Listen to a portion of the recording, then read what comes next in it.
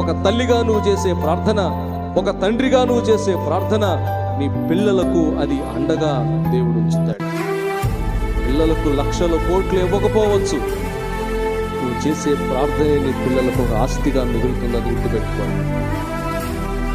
మనం చేసే స్తోత్రాలే ఆ సింహాసనాసీనుడైన దేవునికి ఒక సింహాసనంగా మనం సిద్ధపరిస్తే, మనం ఎన్ని స్తోత్రాలు దేవునికి చెప్పుకుంటూ ఉంటే, ఆ కృతజ్ఞత నిండిన హృదయాలతో మనం ప్రభు పాదాల దగ్గర వేడుకుంటూ జీవిస్తూ ఉంటే, ఆ దేవుని దివ్యమైన సన్నిధి మనల్ని ఎప్పుడూ కూడా విడిచిపెట్టదు.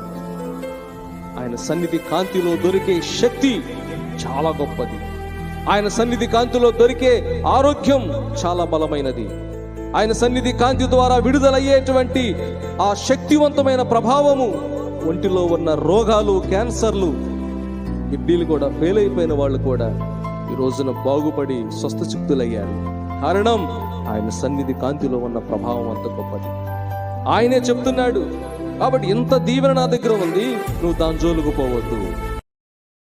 Download ShareChat.